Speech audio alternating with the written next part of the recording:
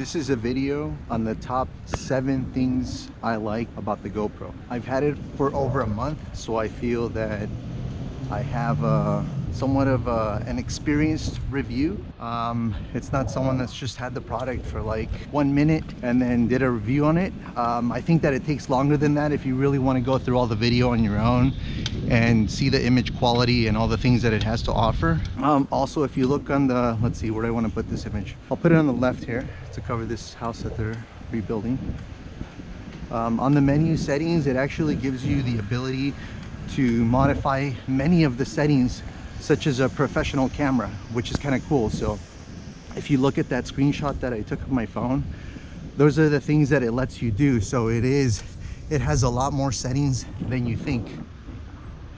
Okay, so the first thing that I really like, other than the customization, is the image quality. The image quality, I would say, is one of the best, although it looks, I wouldn't say that it looks 100% like in real life, but it looks pretty good. You'd really have to be paying attention to tell the difference.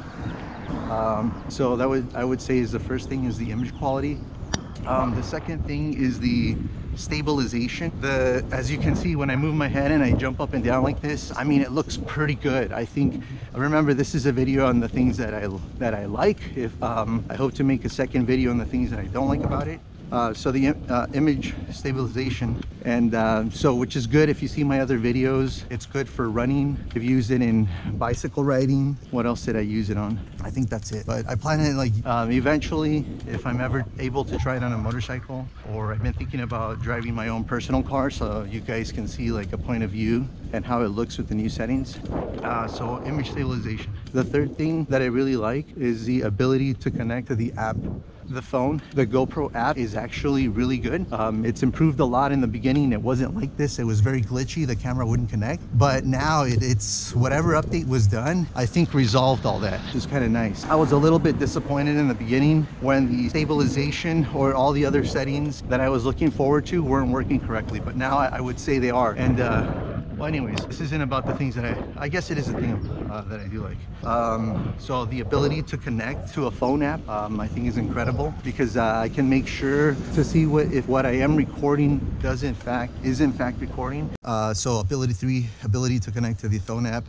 It did have a little bit of a glitch right there, but it wasn't a minor thing. I've noticed that it only happens when I'm on 4K. When I'm on the HD, it works perfectly fine, like HD 60p. But when I go to 4K, it has a little bit of an issue. Number 4 is the voice commands. You can say, you know, the name of the device and then turn off, and it'll turn off. And then if you say turn on, it'll turn on. That's kind of neat, because before, when you would start writing, you weren't sure if the device was recording. But now, since it's connected to the phone app, I can see that when I use the voice command, it is working, and I'm able to see a preview. The fifth ability is the ability to connect to an external source. What do I mean by that? Well, if your battery runs out, and if you have a power pack or some sort of a brick, you can actually connect the device through USB, which is kind of neat. Okay, sorry about that. So the ability to connect to an external source. What do I mean by that? I mean that if my battery runs out, I can take the device through USB-C and connect it to a Juke Charge 3, which is an external source of power, which is my speaker boombox, and it also charges my devices on the go, which I thought it was really nice. So I think I should do a review on that one too. Check that one out in the future. So that's what I mean by the ability to connect to an external source. It can connect to a battery, like a bigger battery, and you don't even have to carry the battery, or at least that's what other people are claiming on the internet. I haven't exactly tried it, but they're claiming that if you take the battery off the device, then and you connect it to the external source, it'll continue to record. But I haven't tested that yet.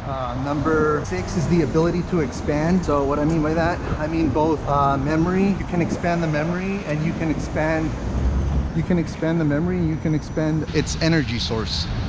So you can definitely expand it those ways. Number 7, the ability to share what it is that's in front of me, and it allows me to share it with others who, one, are not able to be here. 2, it captures like a certain moment of time.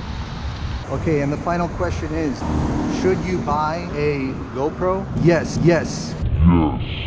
Now I would say yes, absolutely. And the best part of all is that the price just dropped $100. So I paid $500 for the product. Right after I purchased it, it went down to $400. I would say within a matter of 2 months, but that's okay because I don't mind paying the companies that I like extra money so that then they can take those extra resources and produce a better product for me.